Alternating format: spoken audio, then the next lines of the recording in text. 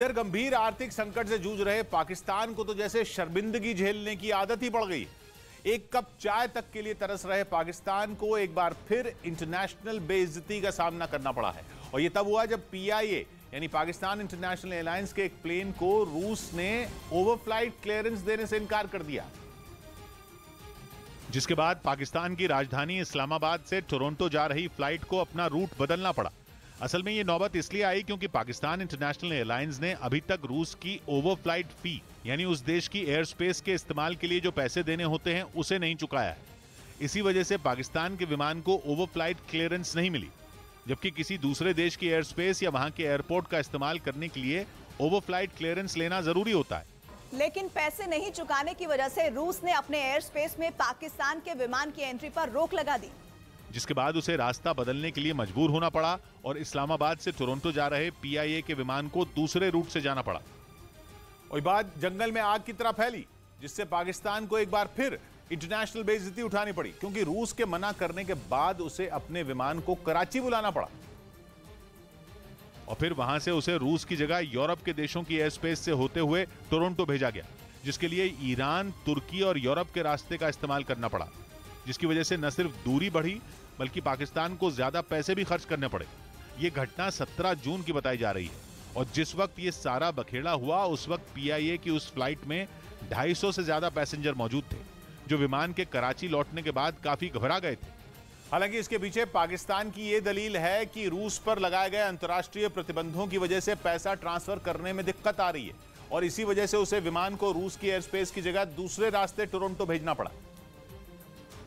लेकिन असलियत यह है कि पाकिस्तान इस वक्त आर्थिक बदहाली के सबसे बुरे दौर से गुजर रहा है। वहां महंगाई बेकाबू हो गई है, रोजमर्रा में इस्तेमाल होने वाली चीजों की कीमतें आसमान पर पहुंच गई हैं। लोगों को बुनियादी चीजें, दूध और सब्जियों के लिए भी जरूरत से ज्यादा दाम देने पड़ रहे हैं। पाकिस्तान में महंगाई का अंदाजा इसी बात से लगाया जा सकता है कि वहां 1 लीटर पेट्रोल की कीमत वहां की करेंसी में 234 रुपए पर पहुंच गई है और 1 लीटर डीजल की कीमत 263 पाकिस्तानी रुपए को पार कर गई है। मतलब यह कि आर्थिक संकट से जूझते पाकिस्तान में महंगाई की वजह से हाहाकार मचा है और इसी वजह से वहां के लोग बद से बदतर जिंदगी जीने को मजबूर हैं। हालांकि पाकिस्तान की सरकार आर्थिक संकट से निपटने के लिए रोजाना अलग अलग फैसले ले रही है, लेकिन पाकिस्तान की आर्थिक हालत इतनी खराब हो चुकी है कि महंगाई पर लगाम लगाने के लिए सरकार को कुछ भी नहीं सूझ रहा। अभी कुछ दिन पहले ही शहबाज शरीफ सरकार के एक मंत्री ने लोगों से चाय कम पीने की अपील की थी, क्योंकि चाय का इंपोर्ट करने के लिए सरकार को 6000 करोड़ पाकिस्तानी रुपए की जरूरत थी, जिसके लिए भी पाकिस्तान को दूसरे देशों से कर्ज लेना पड़ता। और इस शर्मिंदगी से बचने के लिए वहां के मंत्री ने लोगों से दिन भर में 2 कप चाय कम पीने की अपील कर दी थी, ताकि उसे चाय के आयात करने की जरूरत ना पड़े। जिसके बाद पाकिस्तान के लोगों ने खुद अपनी ही सरकार को आड़े हाथ ले लिया था। वहां के लोगों का आरोप है कि सरकार बढ़ती महंगाई को रोकने के लिए कोई कदम नहीं उठा रही।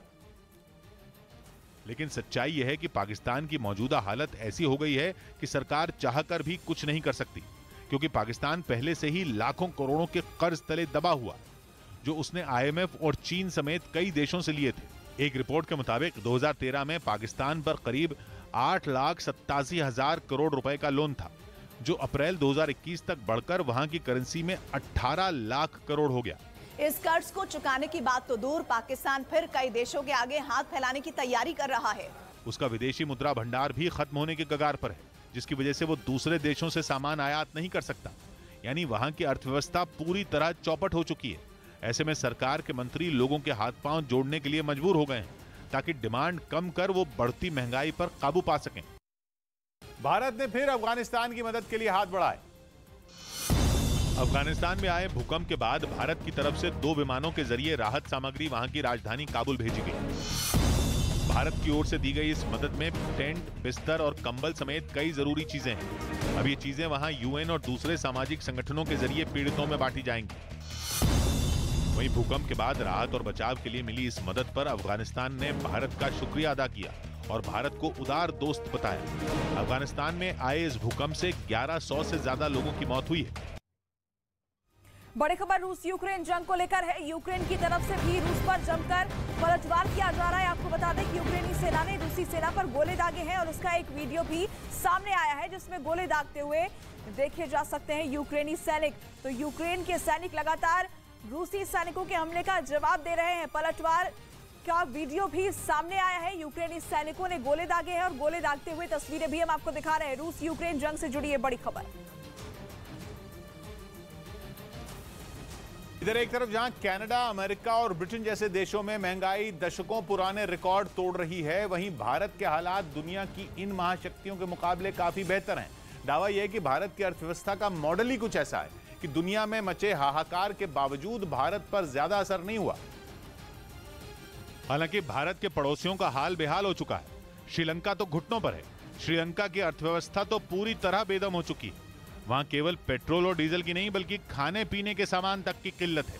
जो चीजें मिल रही हैं वो ऊंची कीमत की वजह से वहां के लोगों की पहुंच से बाहर हो रही हैं। यही हाल पाकिस्तान का भी है। यूसुफ रजा गिलानी की सरकार में पाकिस्तान के वित्त मंत्री रहे शौकत तरीन के एक ट्वीट ने पाकिस्तान की पोल खोल दी। उन्होंने पिछले 2.5 महीनों में बढ़ी महंगाई की बेहद साफ तस्वीर ट्विटर पर डाल दी। पेट्रोल, डीजल, स्कूल की फीस, गैस का बिल, पानी का बिल, हर चीज की कीमत में आग लगी हुई है। 4 आदमी के परिवार का गुजारा करने में अगर 2.5 महीने पहले 28,000 रुपए खर्च होते थे तो अब करीब 40,000 खर्च करने पड़ते हैं। पाकिस्तान में महंगाई दर 14% के करीब पहुंच चुकी है, जबकि यही हाल कनाडा, अमेरिका और ब्रिटेन जैसी महाशक्तियों का भी है।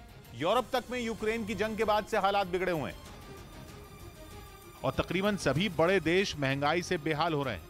किसी को तेल बेहाल कर रहा है, किसी का दम गैस ने निकाल दिया है। कनाडा में महंगाई पिछले 40 साल का रिकॉर्ड तोड़ चुकी है। पेट्रोल की कीमतें वहां 48% बढ़ चुकी हैं। लगभग ऐसा ही हाल अमेरिका का भी है। अमेरिका तो हालात पर काबू पाने के लिए हर संभव कोशिश करता दिख रहा है, पर वहाँ ब्याज दर बढ़ाने के बावजूद भी महंगाई कंट्रोल में नहीं आ रही।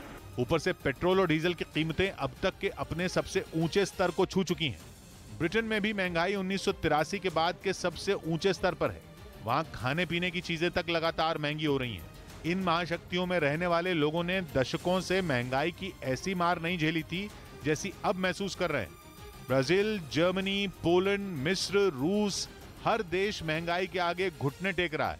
लेकिन भारत में हालात बाकी दुनिया के मुकाबले काफी बेहतर हैं और दावा यह है कि भारत की अर्थव्यवस्था का मॉडल ही भारत की सबसे बड़ी ताकत साबित हो रहा है। सबसे अहम बात यह कि खाने पीने का सामान बनाने में भारत का आत्मनिर्भर होना भारत की सबसे बड़ी ताकत साबित हुई। इसीलिए पूरी दुनिया के बेहाल होने के बावजूद भारत के लोगों पर कोई बड़ी आफत नहीं आई। दावा यह किया जा रहा है कि पाम ऑयल और सूरजमुखी के तेल के अलावा रसोई में इस्तेमाल होने वाला हर सामान भारत खुद बना रहा है। आम आदमी की जरूरत से जुड़ी चीजों में पेट्रोल और डीजल के अलावा दूसरी कोई चीज नहीं है जिसके लिए भारत बाकी दुनिया पर निर्भर हो। हालांकि पेट्रोल और डीजल महंगा होने की वजह से अर्थव्यवस्था पर असर जरूर हुआ। भारत में भी महंगाई दर सालों बाद 8% के करीब पहुंच चुकी है, लेकिन बाकी दुनिया के मुकाबले भारत के हालात कहीं बेहतर हैं। कई मामलों में आत्मनिर्भर होने का भारत की अर्थव्यवस्था को बड़ा फायदा मिला। इतने बड़े आर्थिक संकट में दुनिया महंगाई की आग में जल रही है, लेकिन भारत हालात को काबू में रखने में कामयाब रहा।